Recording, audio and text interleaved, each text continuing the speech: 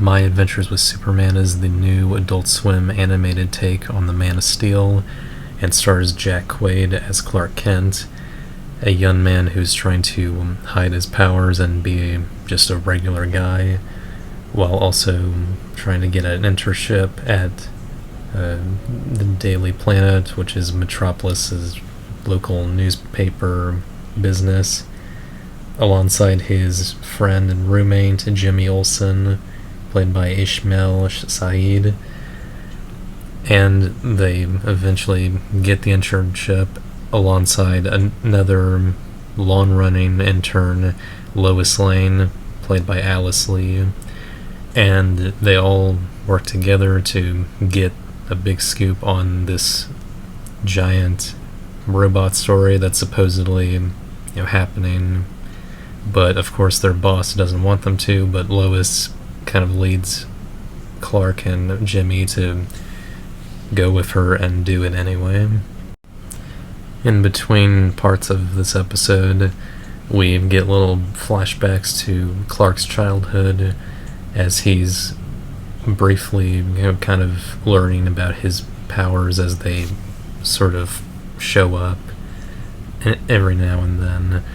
Like when he saves someone in a car who's accidentally driving over a pothole and almost crashes into a tree, and he's able to use some of his super speed to get there in time and also use his strength to stop the car in time.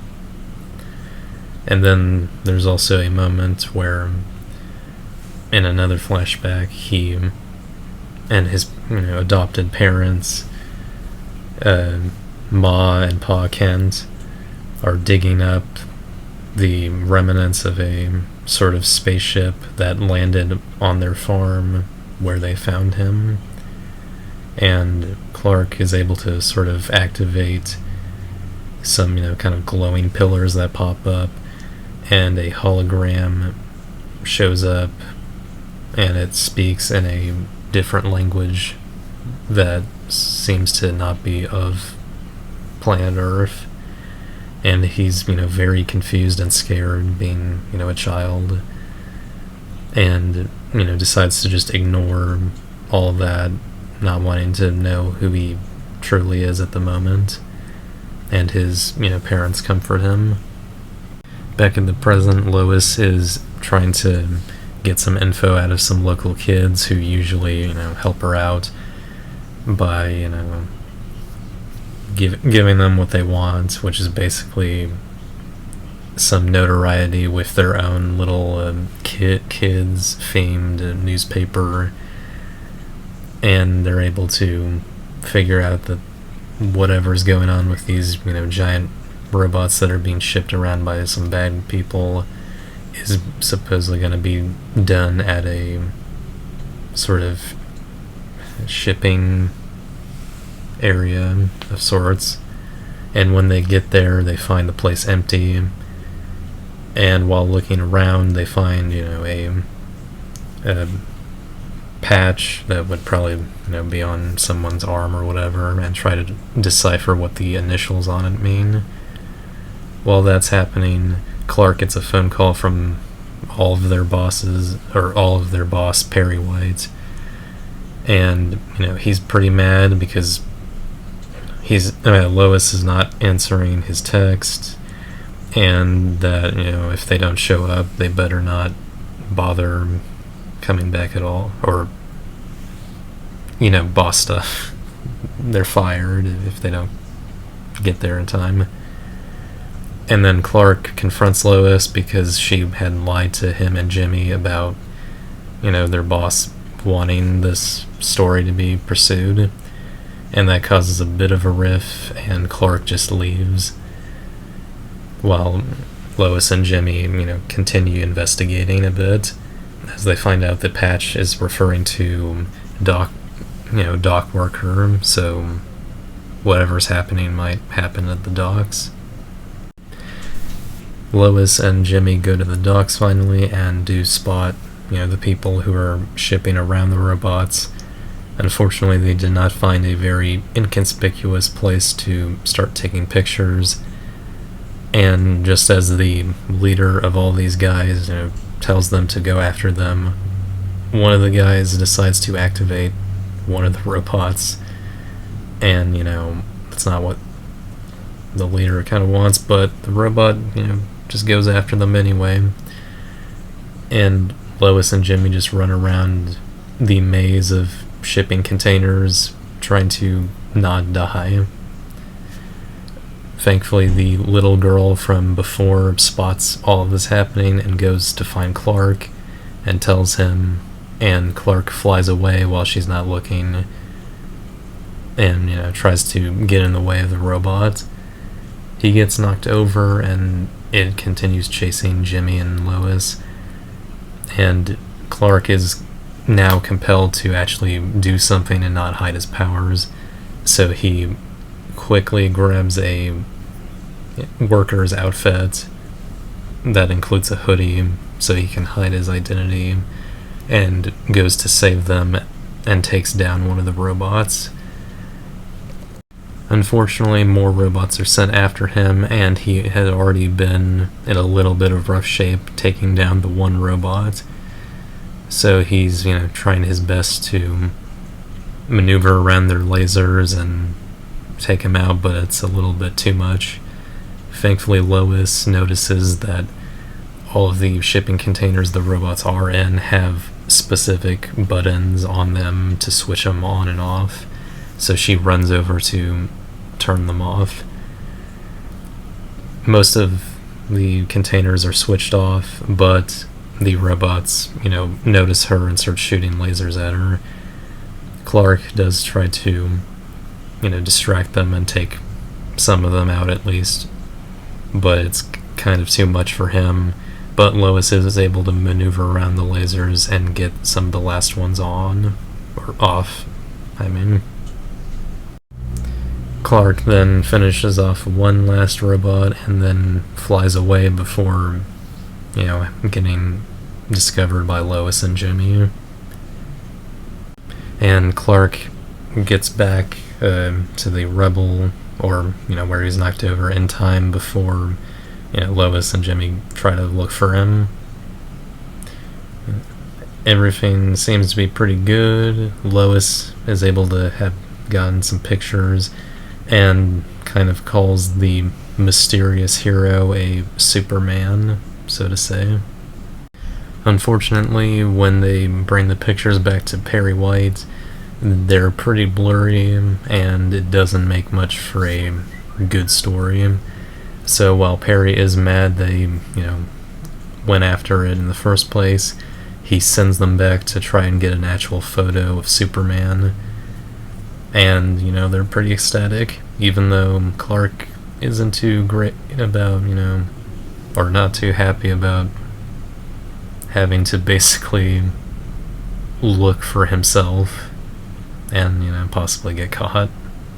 In episode 2, the search for the new fabled Superman continues as Lois and the gang just look around, trying to find the guy with not too much luck, but they'll, just keep trying.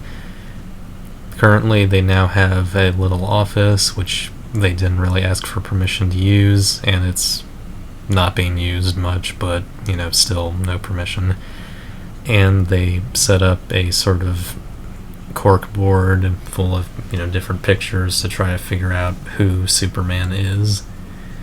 And with that, Jimmy puts up, a sticker with his YouTube channel icon on it, basically showing off that he has a YouTube channel basically about alien conspiracy theories, including a basically uploaded video where, he's being all confident about his alien theories, and then Clark just walks into the room and accidentally trips and knocks over the camera.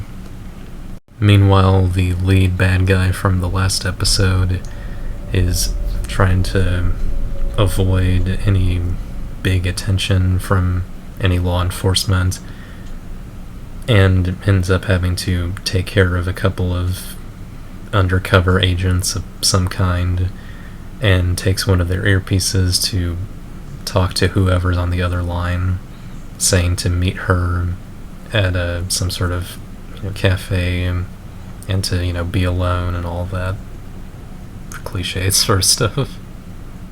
While pretending to be sick, Clark breaks away from the investigation to go back to his parents' farm to once again figure out who he is, wanting to sort of see what the old ship, alien ship, is all about, and if he can figure it out now that he's older and not as afraid as he used to be.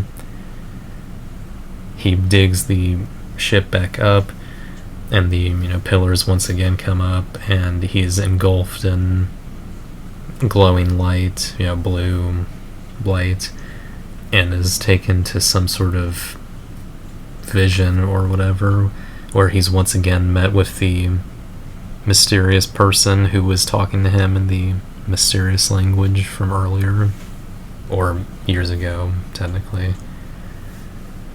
And Clark tries to communicate with him even though there's an obvious language barrier, but the hologram, or the person trying to talk to him, understands that he's not going to be able to get to him just by talking, so he shows him some sort of, I guess, vision that he's projecting to Clark, showing a woman holding a baby, and then the man taking the baby and putting it into some sort of pod. As that pod flies away, and the woman and man are engulfed in fire of some kind, which a lot of you guys can easily tell is meant to be Clark's origin story, and how he's an alien from another planet, a planet that got blown up. But it's pretty quick compared to literally every other version of Superman, or at least every other movie and stuff. But Clark understands what he was being shown, and realizes that the man he's talking to might be his father, or at least the man that was his father. After that, he is given a traditional Kryptonian costume of some kind in a almost Sailor Moon-esque transformation sequence, or at least it gives me those vibes. And then he comes back from the sort of entrance into the ship, I guess, and meets his mom in his new uniform, and she's like, oh, that's really nice, but I can make it a little better. So she takes him inside, and she starts giving him some little add-ons, including some shorts and a belt. So classic Superman stuff. Meanwhile, Lois and Jimmy are trying to find the ship that the robots were originally being docked on, thinking it might be abandoned and washed up somewhere on one of the beaches around Metropolis. They end up finding it, and also find that it's nearby some sort of broken open giant sewer grate nearby the beach. They go inside the giant tube to find a bunch of explosives lined around it, and they kind of follow the continuing multitude of explosives all around the sewer system.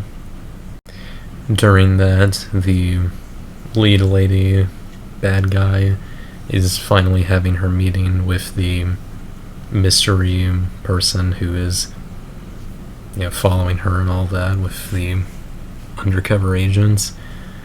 And the guy doesn't really give his name, but judging by his uniform, or at least the colors of the uniform, and his eye being covered by his hair for a bit, which is stupid to say, but that's how I kind of thought about it, might be Deathstroke, or or specifically Slade Wilson, but we don't know that. Just some agency guy for the moment who is trying to, negotiate with her and stop her from, doing evil stuff, obviously. But she does mention the explosives in the sewer, and just as that's happening, the nearby manhole cover across from them opens up and Lois and Jimmy pop out. The bad guy thinks that, this is all part of the agent guy's plan and knocks the table over and starts attacking them and takes off her jacket to reveal, some sort of electric suit. And that's where I'm guessing with that and her white hair, she might be Livewire, who is also a well-known villain, but she's like an actual Superman villain and not, a just regular DC villain like Deathstroke. After receiving a brief voicemail from Jimmy, Clark immediately flies over to where all of the chaos is happening in Metropolis and joins the battle and fights Livewire alongside the agent guy. And just as, all of that's happening, Livewire's electric device that she has on her back or whatever is like damaged, and she starts radiating a lot of electricity, creating like kind of a electromagnetic sphere, sort of. It attracts some metal things, like mostly cars, and Clark gets into the sphere and tries to help her with some resistance, but he's mostly able to rip off the device and save her. So the day is saved, and Lois and Jimmy were able to get some pictures of Superman, and of course Perry White's pretty happy about that, and send them off to get more pictures, I guess. And they just celebrate a little bit, and that's pretty much it. They just celebrate. At the very end, we see Livewire strapped to some sort of table with a collar around her neck, being interrogated by some sort of voice on a PA system, being interrogated about Superman and her affiliation with him, with her being confused, thinking that Superman was some sort of member of this sort of agency, and she's being shocked by the caller while being interrogated. And she's, asking who are they, and the voice, tells them that they are Task Force X, and that they could, have some use for her, and all that sort of stuff. And behind the glass we see that it's not only the agent guy from before, but also Amanda Waller, who is a very well-known character as well, being the leader, or at least the orchestrator, of the Suicide Squad. And that was episodes 1 and 2 of My Adventures with Superman, with them both being basically a two-parter, sort of like classic superhero cartoons. In fact, just like the original Superman animated series. I really enjoyed this show so far, this premiere. I was not really worried when I first started hearing about the show, because it had more promise than most live action projects with superheroes sometimes, and it looks good, it sounded good, everything felt pretty good.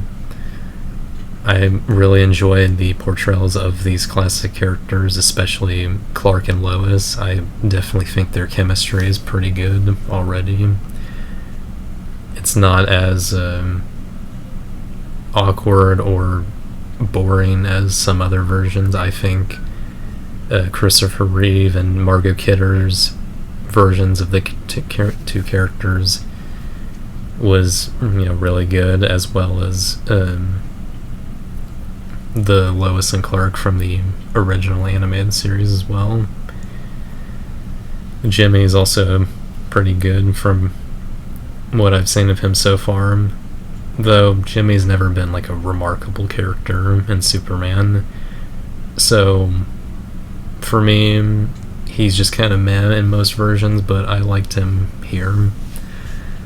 So yeah, other than that, I think all the other characters are fine from what we've seen so far. This is just the first 2 episodes of what I imagine might be either 13 or over 20 episodes. I'm not too sure what they're exactly going to be doing with this.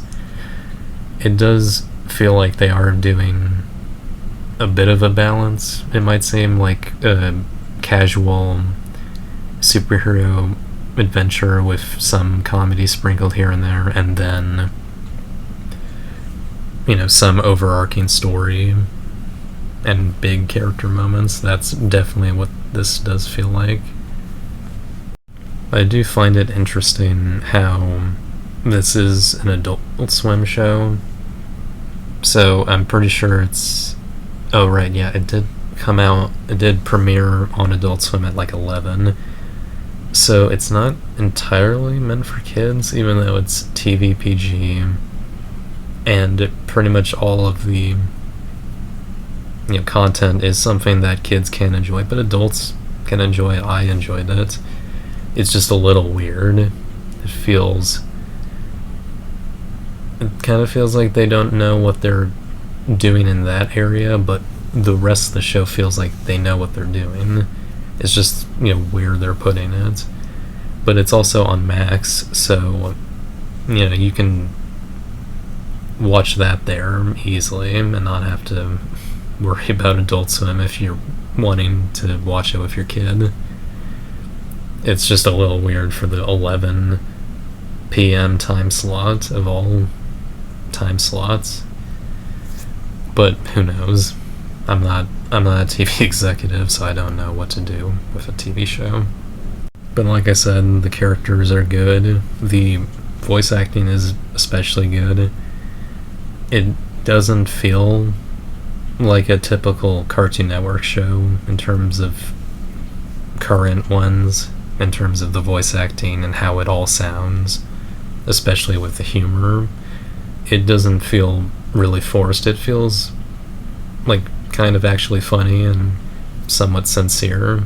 I enjoyed that. It didn't feel like they're just doing what they have to do. It feels like a sincerely made Superman show, and that's what is so great about Superman. As much as of a Batman fan I am, I like Superman for being a more hopeful and sincere character when he's done sincerely and not just made a stoic Jesus allegory, kind of like Man of Steel was a bit.